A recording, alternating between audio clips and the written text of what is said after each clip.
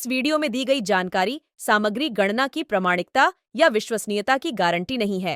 सूचना के विभिन्न माध्यमों, ज्योतिष, पंचांग, प्रवचनों, धार्मिक मान्यताओं, धार्मिक ग्रंथों आदि से संकलित करके यह सूचना आप तक प्रेषित की गई है।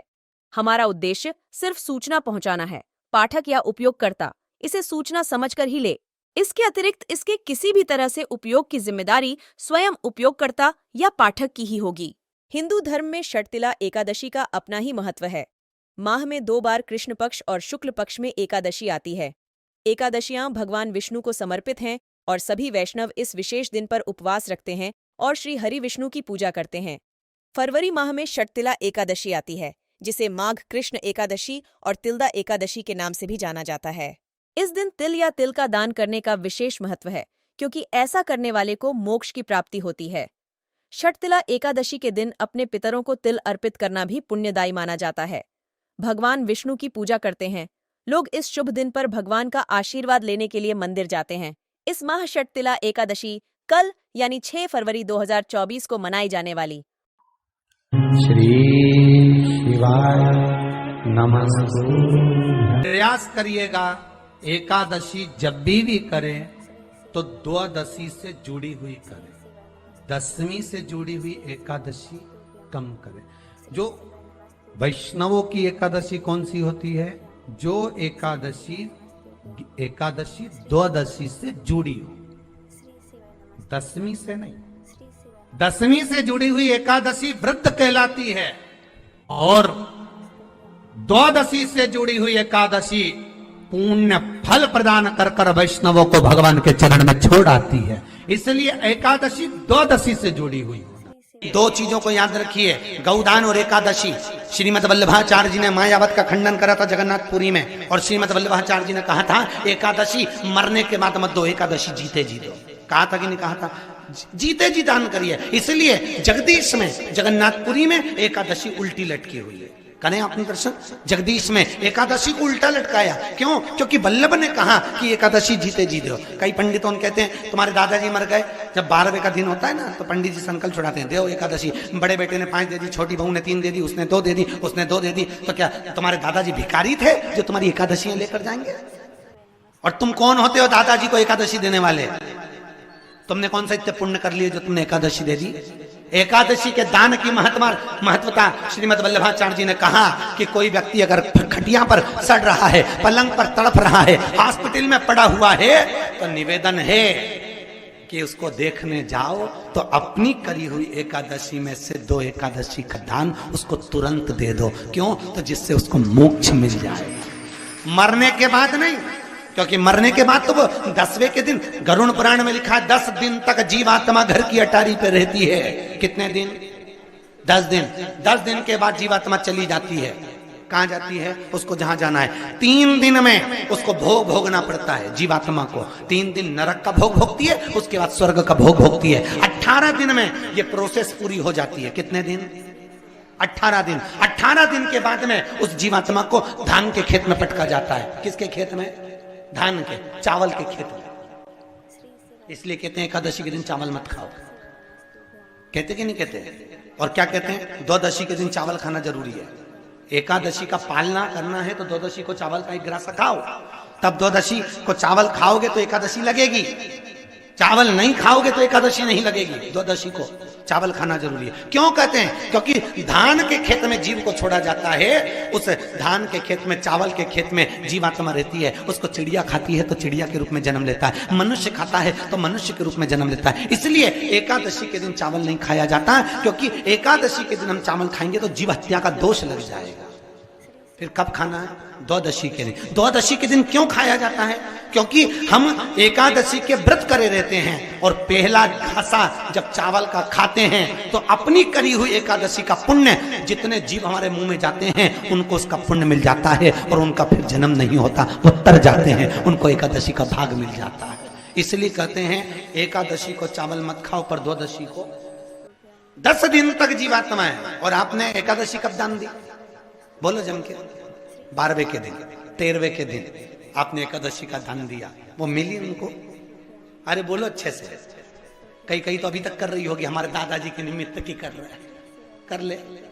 फिर वही वाली बात आ गई, गुलाब के फूल में पानी जारी है।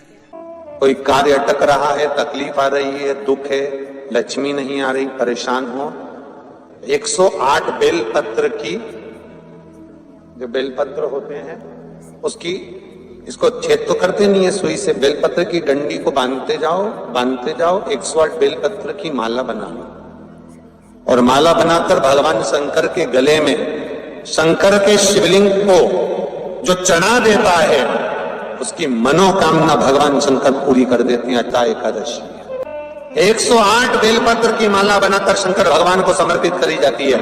माता लक्ष्मी ने भगवान विष्णु को पाने के लिए तुलसी की माला बनाकर समर्पित करी थी, जैसे सती ने शिव को पाने के लिए, कामना को पूर्ण करने के लिए। शास्त्र कहता है घर के बुजुर्गों को, घर के बड़ों को, जेठ जेठानी हो, सास ससुर हो, घर में जो तुम्हारी उम्र से बड़ा हो, उसको आज पीला फूल या पीली चने की दाल या पीला वस्त्र, कुछ भी पीली सामग्री आज घर के बड़ों को देना चाहिए। क्यों देना चाहिए? तो शिव महापुराण की कथा कहती है कि जो शुक्ल पक्षी की एकादशी के दिन पीली वस्तु का दान दे देता है, घर के किसी ब्राह्मण को देने नहीं जाना, किसी मंदिर में देने नहीं जाना, आपके ही घर में, आपके ही घर के बड़ों को कोई भी पीली चीज का दान कर सकते।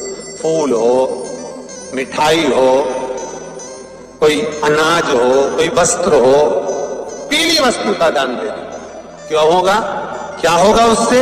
शिव महापुराण की कथा कहती है उससे जिंदगी में कभी बड़ी बीमारी प्रवेश नहीं करती। सनातन धर्म कहता है बट वृक्ष की पूजन करने वाला, बट वृक्ष के नीचे शिव की आराधना करने वाला, लोम समर्पित कर जल चढ़ाने वाले का जैसे कर्ज मुक्ति होती है, उसी तरह आंवले के वृक्ष के नीचे मात्र ताजा मिष्ठान दूध का बनाकर उस सामग्री को भगवान आंवले के वृक्ष के नीचे पूजन करने से लक्ष्मी और संपदा की वृद्धि होती है। जैसे शमी का पौधा, शमी का वृक्ष, शमी के वृक्ष के नीचे मात्र दूध और जल मिला हुआ जल, शमी के वृक्ष के नीचे मात्र ओघड़दानी अवधूतेश्वर महादेव के नाम से केवल हफ्ते में एक बार भी अगर दूध और जल का मिश्रण शमी के पौधे के नीचे कर दिया जाता है तो कहते हैं शरीर में बड़ी से बड़ी अगर बीमारी है, कहीं कैंसर जैसा रोग है या किडनी लीवर जैसा रोग है, कोई भी तकलीफ, कोई गांठ अगर शरीर में हो गई है, तो शमी के वृक्ष के नीचे दूध का जल थोड़ा सा हफ्ते में एक बार अवधूतेश्वर महादेव के नाम से समर्पित कर देने से रोग का निवारण होने लगता है, रोग थम जाता है और आगे नहीं बढ़ पाता और उसका इलाज चालू हो जाता है। सुख का अनुभव। बस एक बात का स्मरण रहे आप, आंवले के वृक्ष के नीचे अगर कोई भोग लगाया गया है पा सकते हैं, पीपल के वृक्ष के नीचे कोई भोग लगाया है पा सकते हैं, बट वृक्ष के नीचे कोई भोग लगाया गया है पा सकते हैं। जिस वृक्ष के नीचे भोग लगाओगे पालोगे, पर शमी वृक्ष के नीचे का जो भोग लगाया गया है वो नहीं पाया जाता। शमी वृक्ष का जो प्रसाद है वो आपको वहीं छोड़ना पड़ता है। शमी वृक्ष का प्रसाद वहीं छोड़, खाली ना जाता कोई,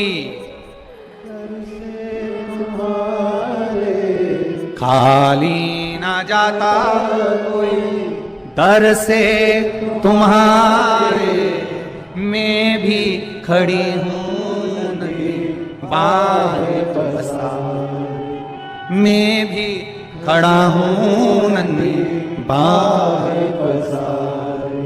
अपनी एकादशी के दिन पीपल के पत्ते पर शहद की 7 बिंदियां लगा दीजिए। जैसे पीपल के पराग से पितरों की शांति होती है। पराग जानते हो पीपल के पेड़ के नीचे कभी बैठ के देखना, आप लोग अगर बैठे हो तो थोड़ा थोड़ा पानी झड़ता रहता है अपने आप, हल्का हल्का सा पानी झड़ता है। कभी महसूस करा है आप लोगों ने?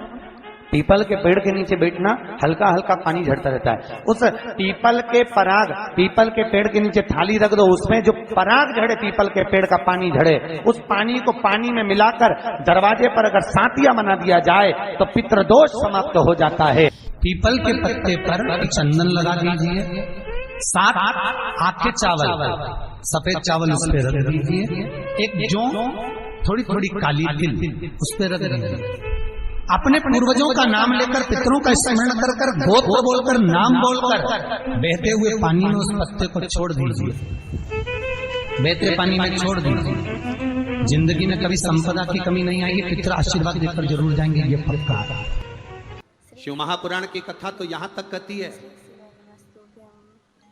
आपके पास में श्राद्ध करने के लिए कुछ भी नहीं है, ब्राह्मण को भोजन कराने के लिए धन भी नहीं है, किसी बहन बेटी को देने के लिए कुछ भी नहीं है, अगर 1 रुपया भी आप अन्नदान में नहीं कर सकते हो तो शिव महापुराण की कथा कहती है, कहीं घास लगी हो, उस घास को हाथ से नोच कर, खींच कर गाय माता के अगर मुख में भी दे दिया जाए तो पितरों को श्राद्ध के बराबर फल प्राप्त है। गाय के दूध से कैंसर समाप्त होता है, गाय के मूत्र से कैंसर समाप्त होता है, गाय के गोबर के कंडे पर पांव रखकर हल्दी डालकर बैठ जाओ तो शुगर का लेवल डाउन हो जाता है। गाय का एक एक शरीर का एक एक चीज हमारे जीवन को सुख प्रदान करने वाली। आप लोगों को मालूम होगा, आरती के बाद कपूर क्यों जलाया जाता है? लोग कथा सुन रहे हैं, बड़े भाव से उत्तर दें। आरती के बाद कपूर क्यों जलाया जाता है? किस लिए जलाया? बहुत दिल से सुनोगे वो दिल से देगा। आरती के बाद कपूर क्यों जलाया जाता है? शिव महापुराण की कथा कहती है, आरती होने के बाद मंदिर, देवालय, शिवालय, पूजन, कथा, सत्संग में कपूर जलाने का एक कार्य इसलिए है, कपूर अश्वमेध यज्ञ की पूर्ण आहुति का फल प्रदान करता है और हमें अश्वमेध यज्ञ का फल मिलता है, इसलिए कपूर को आरती के बाद जलाया जाता है। दुनिया में ऐसा कोई काम नहीं जो तुम नहीं कर सकते, ऐसा कोई काम नहीं जो तुम नहीं कर सकते।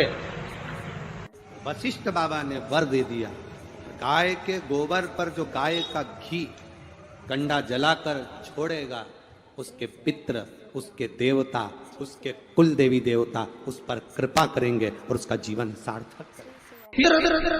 दोष है, इसके लक्षण क्या है? घर में अशांति होना, घर में 4-5 लोग रह रहे हैं, जरा जरा सी बात में क्लेश हो, समझ लो पितृदोष है, पितृदोष। 1 रुपया कमा कर लाओ, 1.25 रुपये खर्च हो, खूब पैसा आए हाथ में दिखे ही नहीं, समझ लेना पितृदोष।